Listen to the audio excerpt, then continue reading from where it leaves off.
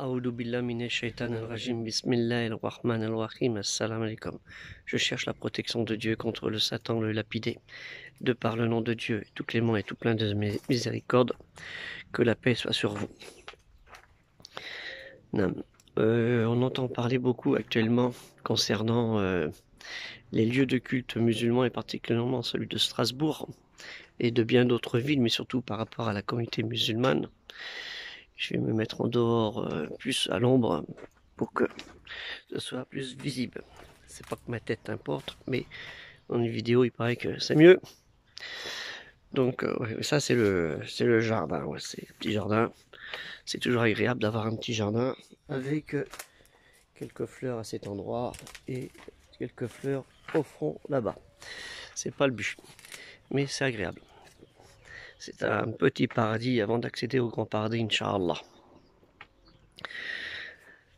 Oui, concernant les lieux de culte, on entend parler beaucoup de la provocation, de financement de lieux de culte, surtout de pays comme la Turquie, qui finance allègrement des lieux de culte, mais pour quel but? Est-ce que c'est pour la gloire de Dieu ou pour des intérêts géopolitiques? Et ça devient un peu dangereux juste à une période où on parle de l'islamophobie et de l'islam en France, qui est un enjeu aussi politico mafieux, je peux dire le mot, oui, mafieux, parce que malheureusement on a des personnes de la communauté musulmane qui jouent avec les élus politiques, que ce soit des grandes municipalités ou des petites municipalités. Exemple, on veut avoir une mosquée, on veut avoir un cimetière, on veut ceci, on veut cela, on veut le halal dans les cantines, ça veut dire le licite. Ce serait intéressant de revoir ce verset de la sourate qui dit vous autorisez la viande des gens des livres. Là, le kitab. Un autre sujet. Mais ce que je veux dire là-dessus, c'est qu'il ne faut pas être aussi corrompu que ces gens, à savoir dire on veut ceci, on veut cela, sinon on ne votera pas pour vous. Ça, c'est de la corruption. Par contre, il serait souhaitable qu'on ait ceci et que cela, au vu de l'importance de la population musulmane et des besoins qu'elle a, que nous puissions avoir, en commun accord avec la communauté et les élus, et la communauté citoyenne d'où vous habitez et les élus, d'avoir ceci et cela, en avançant les arguments qui sont les mieux. Ça, c'est autre chose. C'est plus de la corruption. Mais il ne faut pas dire on vous dit ça et par derrière on pense l'autre. Hein, vous voyez ce que je veux dire, parce que les actes ne valent que par les intentions. Faites attention à votre niya et votre iman, à votre... C'est très important. Donc concernant pour les lieux de culte qu'on voit actuellement, je vois beaucoup de liens qui apparaissent où on voit les constructions, des mosquées qui poussent comme des champignons. Dieu merci, c'est une bonne chose. Mais ces mosquées, est-ce que ça va être la même chose que ces églises? Il y a énormément d'églises en France, des petites, des grandes, des cathédrales, des monuments qui sont très très très beaux à voir, qui étaient voués au culte de Dieu à l'époque, faut le savoir, que ce soit de l'époque gothique ou d'autres époques, c'était dans le but de l'adoration du Dieu unique, hein, et non pour la satisfaction d'un évêque ou d'un notable ou d'un prince de la région où les gens vivaient. C'est pas la période des Médicis, si vous voyez ce que je veux dire. Donc il est important aussi que quand vous construisez des lieux de culte, qu'ils soient aussi beaux, c'est vrai qu'ils sont beaux pour certains, on voit des choses très très incroyables, il n'y a plus besoin de voyager, comme on dit, hein, de voir l'architecture musulmane à l'étranger. Mais où sont les livres là-dedans? Où est l'éducation? Où est l'intelligence de la foi religieuse? Il n'y a pas, pour certains. C'est beau, il y a des beaux tapis, les murs sont très bien décorés, une belle porte, en haut une belle voûte pour certains, hein, et le reste, à part le sermon du vendredi, qu'est-ce qu'il y a? Ou qu'il y a 5, 10, 20 personnes dans un lieu où on peut mettre 600, 800 personnes qui viennent faire la prière le matin, le Salat al-Fajr. J'ai connu ça, moi, quand j'étais sur Nantes. On était 3, alors qu'on pourrait être 250. Hein, où sont les livres? Où est l'éducation? Le premier mot du Coran, c'est quoi? Vous savez, lis, révèle, récite, apprends. Iqra, qara, pour apprendre. Et on n'a pas les livres, pour certains. Il n'y a pas le lieu. Les livres, je parle de livres en arabe, en français, bilingue et autres.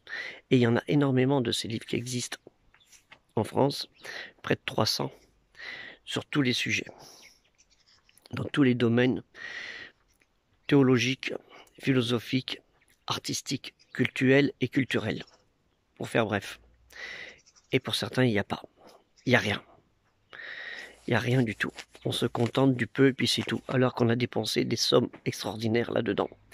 Alors que pendant le mois de Ramadan, exemple, il y a des gens qui vont dépenser des milliers d'euros. Des milliers d'euros. C'est pas des centaines. Il y en a pour certains des milliers d'euros pendant les nuits de Ramadan pour se remplir la panse et inviter tout le monde pour se faire bien montrer devant tout le monde. Hein, le soir, faire des repas et organiser tout ça, pour faire bien. Et là, mais c'est plutôt pour se faire des petits galons, quoi. Hein.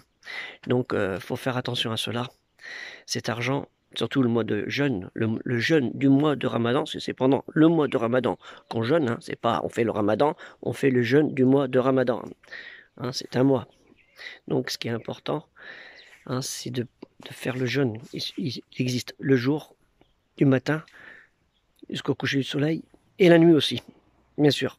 Il y a le jeûne spirituel qu'il faut faire, et si votre ventre est trop rempli, ben vous ne pourrez plus bouger, et ne pourrez plus réfléchir à votre Créateur, et à ce qui vous a révélé depuis la création du monde, depuis qu'il a envoyé tous ses prophètes et messagers, qu'on passe par Abraham, qu'on passe par Jacob, qu'on passe par Joseph, qu'on passe par Moïse, qu'on passe par David, qu'on passe par Salomon, qu'on passe par Jésus, et qu'on finisse par la dernière révélation, parce que c'est la dernière révélation, le Coran, c'est la récitation révélée, hein, par le prophète Mohammed, que le salut et la paix soient sur tous ces prophètes et messagers, et non pas que sur le prophète Mohammed, mais sur tous.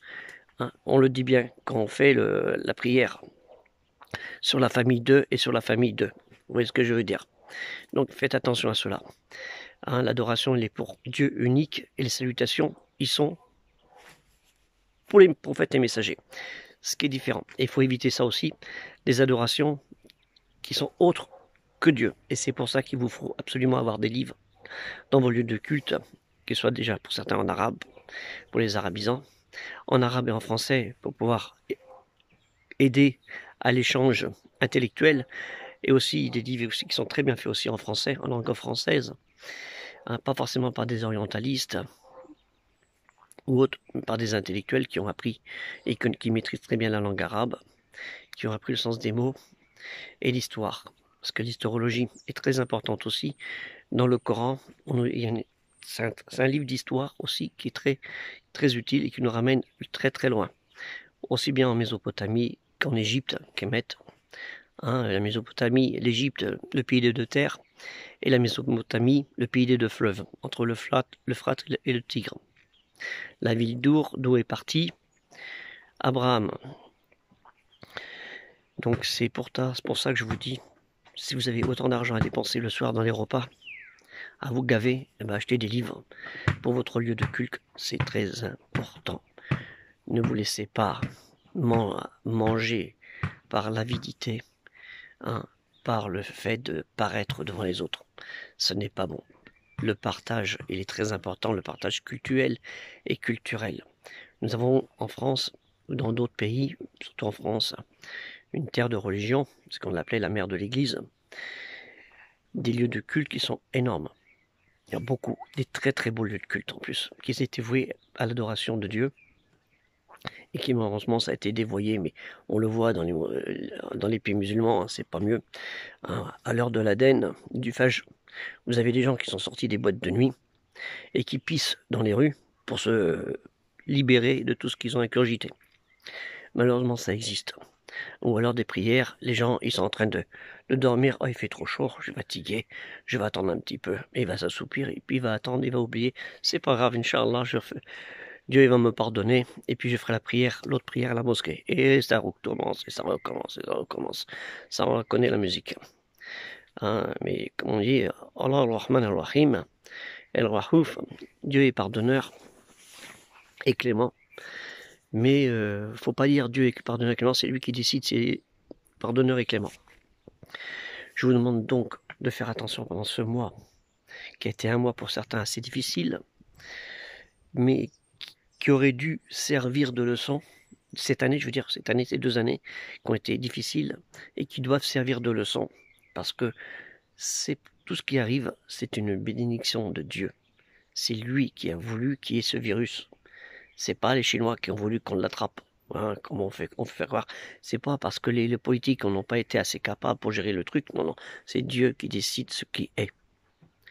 Hein? Tu sais, vous savez tout ça, vous avez tout appris ces choses-là. Donc il faut faire attention à ce que vous faites et de votre comportement dans la foi. Il faut respecter votre religion, respecter les gens et surtout apprendre votre religion par l'intelligence. Vous avez l'art qui peut être un moyen de communication avec les gens. Vous avez l'histoire qui peut être un moyen de communication avec les gens. Et vous avez la foi, la religion, qui peut être un moyen de communication avec les gens.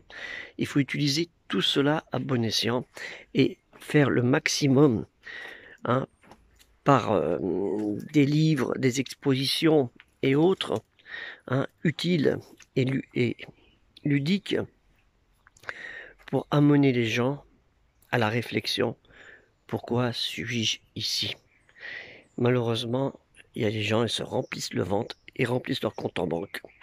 Ils pensent à faire leur maison au bled, ou leur avec un S, maison au bled, hein, et villas et autres, et qui vivent ici dans des cités HLM ou des cités dortoirs où il y a violence et insécurité.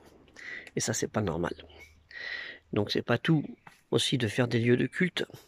Il faut donner l'intelligence pour pouvoir tuer tout cela. Toutes ces choses, quand je parle tuer intellectuellement, hein, pas tuer, non, on tue pas les gens. Et on traite pas les gens, on n'insulte pas les gens, quelle que soit leur confession.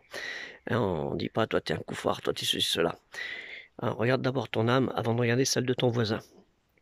Faites attention à cela, apprenez votre religion pour pouvoir l'offrir aux autres, ce qui est très important, et c'est pour ça que je vous demande, achetez des livres, mettez des livres dans toutes les langues qui concernent votre religion, et vous allez apprendre des choses, que peut-être dire, purée, je ne savais pas ça, c'est incroyable, et je suis en train de faire les conneries, hein, donc il faut faire attention à cela, apprenez très bien votre religion, hein, vous allez apprendre des choses incroyables en lisant, et dire pas, je connais le Coran par cœur, non, non, tout le monde, beaucoup de gens, il y a des millions de personnes qui connaissent le Coran par cœur.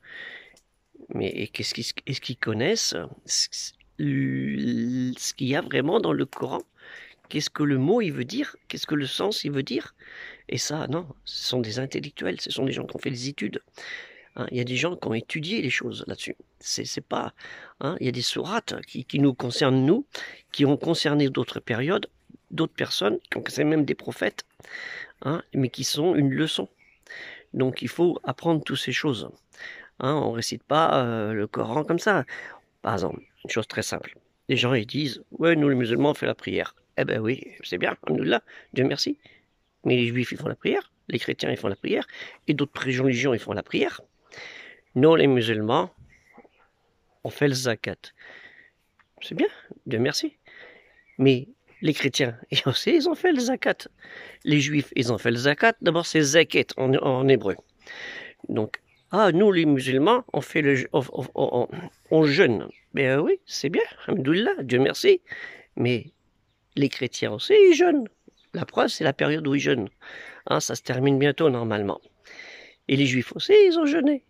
Hein, pour la Pâque, Pécha. Donc, faites attention à ce que vous dites. Nous, les musulmans, on fait le pèlerinage, on fait le hajj. Alhamdoulilah, Dieu merci. Mais les chrétiens aussi, ils ont fait le pèlerinage. Ils étaient à Jérusalem. D'abord, avant de faire la prière, les musulmans en direction de Kaaba, ils faisaient la prière en direction de Jérusalem. Et pendant longtemps. N'oubliez pas ça. Et les juifs aussi, ils faisaient le pèlerinage en direction de Jérusalem. Jérusalem, la ville qui est au-dessus. Hein, c'est une ville élevée, parce que Jérusalem est à 900 mètres d'altitude. La ville qui est au-dessus, une ville bénie par Dieu. Hein, bête, comme on dit aussi bête, bête, ça veut dire la maison au-dessus, qui est au-dessus. Hein, c'est très important. Donc il faut faire attention à ce que vous dites. Toutes les religions monothéistes, ils font les mêmes choses. Le Coran, vous savez, c'est le Coran, c'est leur rappel. Hein, pourquoi Dieu il a dit dans le Coran, j'ai parachevé pour vous votre religion. C'est pas la religion de la surat Baqara, surat Nas. Non, non, non, non, c'est pas ça. Hein, c'est à la religion, le din, tout ce qui était avant, tout ce qui a été révélé aux autres prophètes, avant que la paix et la salut de Dieu soient sur eux. C'est ça qui est important de savoir. Hein, et non pas que le Coran. Hein, quand vous regardez des versets du Coran, vous les retrouvez dans la Bible et certains aussi dans l'Anjil. Hein, un peu moins. Mais dans la Bible, il y a des cohérences, il y a beaucoup de cohérences. Il faut le lire. Et puis le Zabour, on en parle de ce Zabour. Hein, les psaumes.